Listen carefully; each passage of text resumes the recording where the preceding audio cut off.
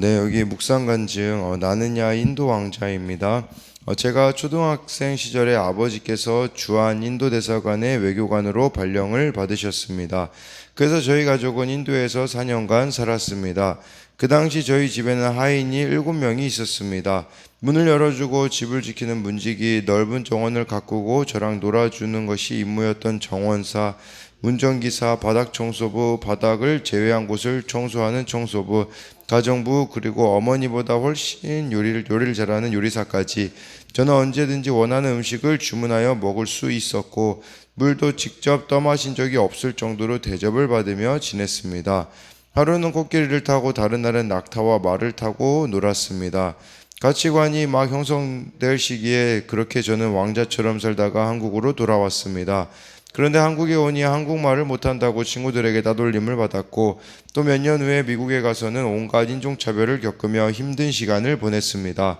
나에게 온 힘든 사건을 말씀으로 분별하며 잘 판단해야 했는데 오히려 나 자신을 우상 삼고 사람들에게 인정받고자 온갖 노력을 했습니다. 유학 시절에는 잘 알지도 못하는 한국 학생들이 낯선 타지에 정착할 때까지 차로 데려다주고 짐을 들어주며 스스로 이타적인 사람이라고 착각하며 살았습니다. 그러다 정작 해야 할 공부를 못해 손해를 본 적이 많았습니다.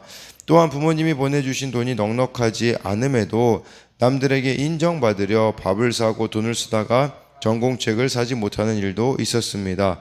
직장 생활을 시작한 뒤에도 높은 자리에 오르고자 책임자들의 마음을 얻으려 가진 노력을 했습니다. 그렇게 사람들에게 밥을 사고 쇼핑을 하며 흥청망청 돈을 쓰다가 결국 빚이 2억까지 늘어난 다음에야 제가 귀신과 교제하고 있음을 깨달았습니다. 그러던 중 교회 공동체에서 말씀을 듣고 양육을 받으면서 자기 애가 하나님이 보시기에 얼마나 악한 것인지를 알게 되었습니다. 끝까지 우상의 재물을 탐하며 하나님을 노엽게 할 뻔한 죄인을 구원해 주시고 믿음의 공동체에 속할 수 있도록 하신 주님의 사랑에 진심으로 감사의 기도가 나옵니다. 여전히 쇼핑을 즐기며 물건들이 주는 만족감을 끊지 못하고 있지만 주어진 사명의 자리에 더욱 충실하여 공허한 마음이 채워지길 간절히 기도합니다. 적용하기: 불필요한 물건을 사고 싶은 욕구가 올라올 때마다 말씀을 묵상하며 자제하겠습니다. 돈과 인정 중독에 빠져있는 지인들에게 저의 간증을 들려주며 말씀으로 권면하겠습니다. 해서요.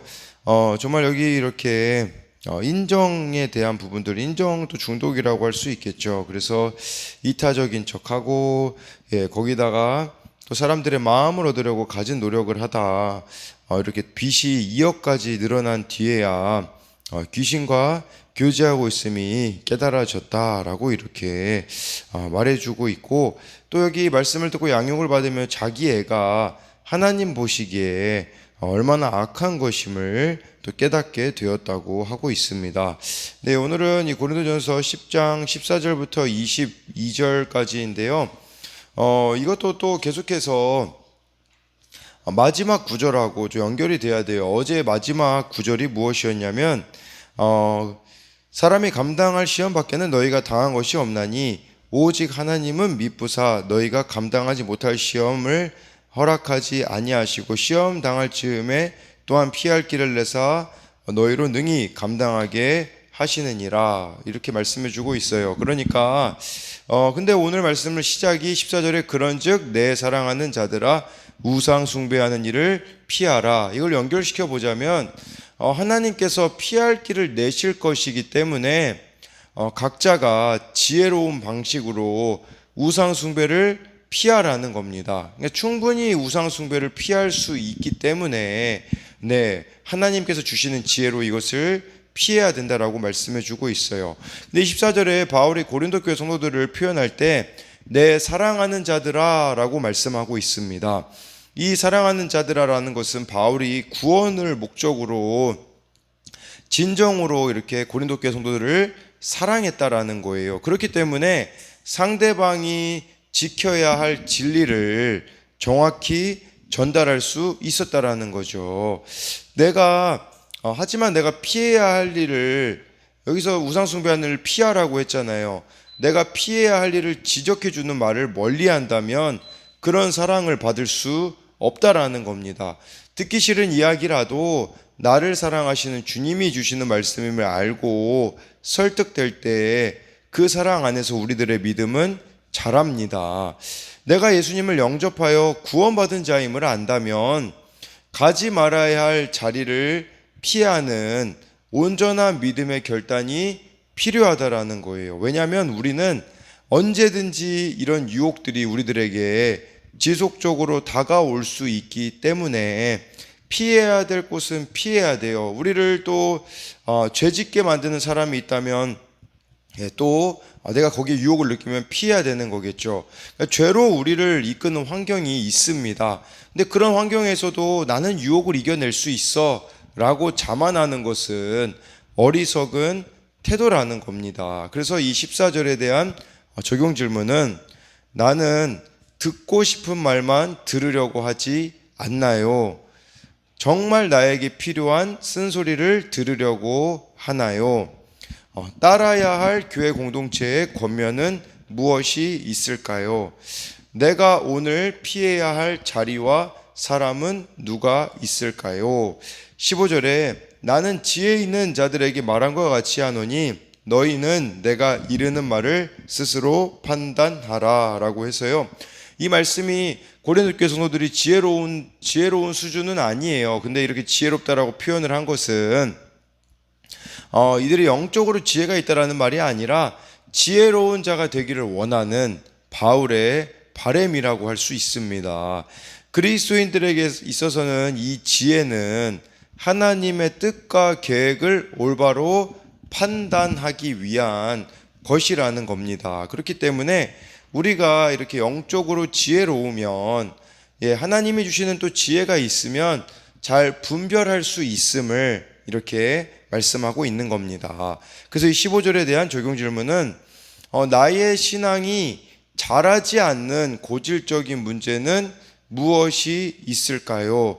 정말 이 고린도 교회 성도들이 지혜 있는 자가 되기를 원한 이 바울의 모습을 통해 그렇다면 이들이 지금 지혜 없는 자와 같이 행하고 있는 자들이 많다라는 뜻이잖아요. 그렇다면 이들의 신앙이 정체되어 있다라는 뜻인데 우리 또한 신앙이 정체되어 있다면 무엇 때문인지를 생각해 봐야 합니다.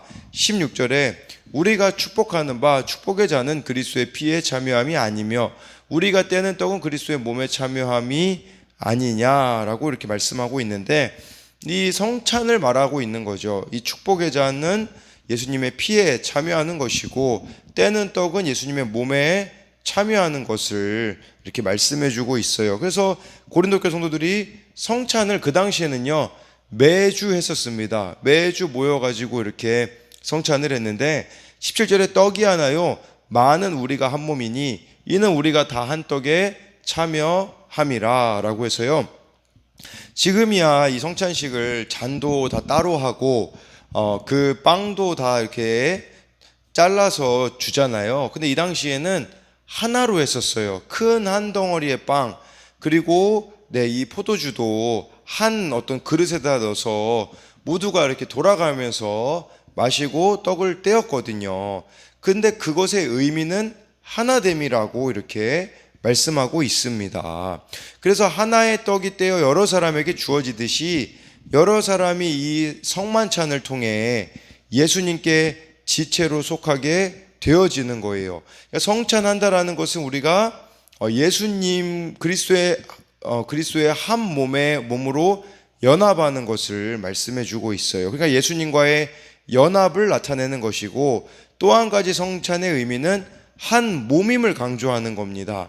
이것은 무엇이냐면 우리가 그렇기 때문에 성찬식 할 때마다 무슨 생각을 해야 되냐면 나는 이 교회 공동체에서 한 몸을 서로가 이루고 있는가 이거를 성찬을 할 때마다 점검해야 된다라는 거예요. 예수님 안에서 한 몸 된 우리 공동체가 있기에 나는 비록 연약하지만 오늘도 거룩한 길을 갈 수 있는 것입니다. 17절에 대한 적용 질문은 나는 공동체의 예배와 모임에서 어떻게 하나됨을 이루어가고 있나요? 하나됨을 이루어야 하는 공동체의 지체는 누가 있을까요? 18절에요. 육신을 따라 난 이스라엘을 보라. 제물을 먹는 자들이 제단에 참여하는 자들이 아니냐라고 해가지고요. 바울이 또 예시를 이렇게 가지고 와요. 구약에서요. 그래서 이 구약에서 보면 그 제단에 이렇게 드려진 바쳐진 것 중에 그 제사장들이 이렇게 먹을 수 있는 것들이 있었었거든요. 먹을 수 있는 제물들이 있었었는데, 그렇다면 이 제단이라는 것은 하나님과 나누는 식탁 교제였다라는 것을 말씀하고 있는 겁니다. 그래서 제단에서부터 나는 것들을 이렇게 먹고, 그러니까 그것이 결국은 하나님과의 연합, 하나님과의 교제를 나타냈더라면, 지금 바울이 이것을 말하고 있는 이유는 그렇다면 우상 제물을 먹는 자들, 그것은 우상에 참여하는 것과 동일하다라는 것을 지금 증명하기 위함입니다.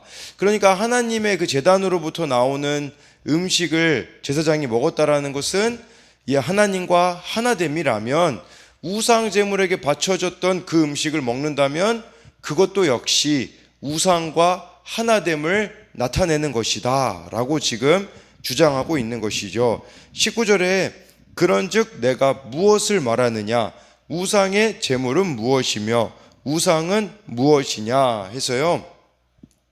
네, 우리 안에도 언제든지 이 우상과 그런 것들이 있을 수 있다라는 것이겠죠. 그래서 19절 얘기가 그 얘기입니다.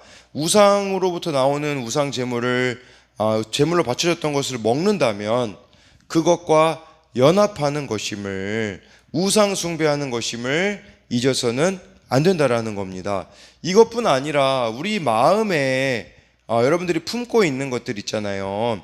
내가 탐심이 곧 우상 숭배다라고 바울이 골로새서 3장 5절에서 이렇게 말씀해 주고 있거든요. 그러니까 내가 탐심을 추구하거나 섬긴다면 그것이 곧 그것을 내가 섬기고 있는 것이기 때문에 피해야 할 우상 숭배라는 겁니다. 그래서 하나님의 소유인 성도들은 날마다 말씀을 보고 자기 안의 욕심을 찾아내 회개해야 합니다. 이것이 두 주인을 섬기지 않을 수 있는 유일한 방법입니다. 20절에요. 무릇 이방인이 제사하는 것은 귀신에게 하는 것이요 하나님께 제사하는 것이 아니니 나는 너희가 귀신과 교제하는 자가 되기를 원하지 아니하노라 라고 이렇게 말씀하고 있습니다. 그러니까 이것은 귀신의 식탁에, 우상의 식탁에 참여하는 것은 곧 귀신과 하나 되는 걸 의미하는 겁니다. 그러니까 고린도 교회에 음식을 먹어야 되느냐 말아야 되느냐에 대한 문제가 있었잖아요. 그걸 연장선으로 지금 바울이 여기서 지금 설명하고 있는 거예요. 우상에게 바쳐졌던 그 어떤 제물은 우상과 귀신과 하나 되는 것이기 때문에 하나님 성찬식도 하고 우상에게 나오는 그 고기를 먹는 것, 이것을 두 가지를 해서는 안 된다라고 말씀하고 있는 겁니다. 그래서 이걸 통해서 우리가 생각해 봐야 되는 것은 말씀대로 살아가는 것들이 우리들에게는 참 미련해 보일 때가 있잖아요. 그렇기 때문에 우리들은 정말 문제 해결만을 원하기 때문에 예수님을 믿는다라고 하면서도 문제만 해결될 수 있다면 거기에 혈안이 되어서 이것도 하고 저것도 하고 무당도 찾아가고 그렇게 하는 것들이 결국은 귀신과 하나 되는 것임을 의미하고 있는 겁니다. 여러분, 우리가 또 우상 숭배를 하면 이방인에게 제사하는 건 귀신에게 하는 거라고 하고 있잖아요. 그렇게 하게 되면 문제는 귀신과 교제하게 된다는 뜻이에요. 그러니까 여러분들이 무당에게 가거나 그렇게 이렇게 우상 숭배를 하게 되어지면 귀신이 자리 잡을 수밖에 없는 겁니다. 그거를 잊어서는 안 된다라는 겁니다. 그래서 20절에 대한 이 적용 질문은 성경이 미련한 것 같고 세상의 이론들이 화려한 것 같아 복음과 세상 지식 사이에 갈팡질팡하지는 않나요? 21절에 너희가 주의 잔과 귀신의 잔을 겸하여 마시지 못하고 주의 식탁과 귀신의 식탁에 겸하여 참여하지 못하리라 라고 해서요. 네, 양다리는 허용되지 않는다라는 거예요. 세상에도 발을 얹고 하나님께도 얹고 이것은 합당하지 않다라는 것이며, 이방인들은 우상에게 제물을 드림으로 귀신에게 제사했잖아요. 이방인들이 신들에게 바쳐진 것으로 생각하는 이 우상 제물을 고린도 교회 성도들이 먹는다면 두말할 거 없이 우상과 교제하는 것이 되고야 만다라는 것입니다. 나중에 요한계시록에 가면요, 좀 더 이게 좀 다른 차원이긴 한데 그런 문제를 맞닥뜨리게 되어져요. 뭐냐면 길드라는 곳에 가입을 해야 그 상업 조합 같은 것인데, 그래야 먹고 살 수 있는 시대가 되거든요. 근데 그때 그리스도인들이 길드에 가입하지 않음으로써 너무나도 가난하게 살았던 그리스도인들이 있어요. 왜 길드에 가입하지 않았냐? 그것은 그 길드에 가입하게 되어지면 황제 숭배를 해야 됐었거든요. 그 황제 숭배를 하지 않기 위하여서 많은 그리스도인들이 직업이 없이, 정말 우리로 말하자면 정규직이 없이 비정규직으로 그렇게 살았던 모습들이 있어요. 그리고 이집트에도 콥트교라고 해서 거기 남아있는 그런 그리스도인들은 쓰레기 마을에서 쓰레기를 치우며 살아가고 있습니다. 왜 그러냐면 정말 그곳 가운데 믿음으로 살기를 원하기 때문에 그랬던 것처럼, 우리도 이 주의 식탁과 귀신의 식탁을 겸하여 섬기는 것이 아니라 주의 식탁만 섬긴다면, 예수님만을 따른다면 여러 가지 불이익적인 요소들이, 또 불편함이 우리들 가운데 있을 수 있다라는 것이에요. 그렇지만 이 길만을 선택해야 한다라는 것이겠죠. 이 21절에 대한 적용 질문은 이 정도쯤이야 하며 아니람으로 타협하고 있는 세상의 문화는 무엇이 있나요? 라고 해서 정말 이것도 타협하고 저것도 타협하고, 예전에 한때 그 고지론이라는 게 유명했죠. 고지론이라는 것은 예수님 믿는 사람들이 높은 데 올라가게 되어지면 그 높은 직위를 통하여 이제 그 사람들이 바뀌게 될 거라고 하지만 실패했습니다. 왜 그러냐면 높이 올라가는 데만 혈안이 되어 있다 보니, 이것도 타협하고 저것도 타협하다 보니 결국은 그리스도인으로서 본을 보이지 못하였던 것이죠.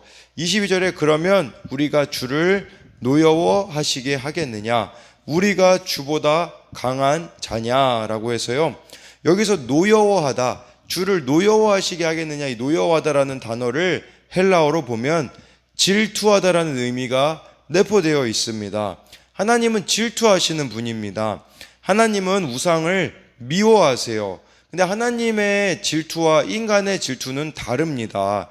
인간의 질투는 상대를 미워하게 만들지만, 하나님의 질투는 우리를 악에서 벗어나 하나님의 거룩하심을 닮아가게 한다라는 겁니다. 그러니까요, 우리가 기억해야 되는 것은, 하나님을 사랑한다면 어떻게 되겠습니까? 하나님이 우상을 미워하시기 때문에 우리도 우상을 미워해야 한다라는 것이죠. 또한 우상에게 바친 제물도 미워하게 되고, 그 제물을 결코 먹지 않고 그와 관련된 의식에 참여하지 않을 거라는 겁니다.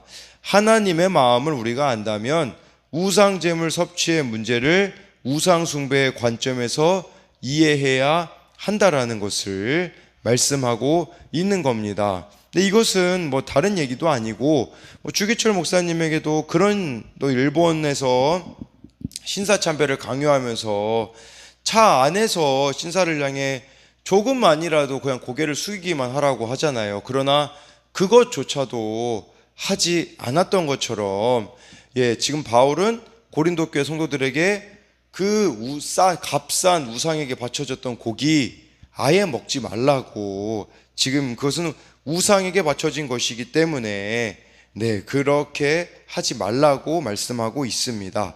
그래서 22절에 대한 적용 질문은, 하나님께서 미워하시는 것을 나도 미워하고 있나요? 아니면 사랑하고 있나요? 하나님이 미워하시는 것을 알아요. 그 또 죄에 대한 부분도 될 수가 있겠고요.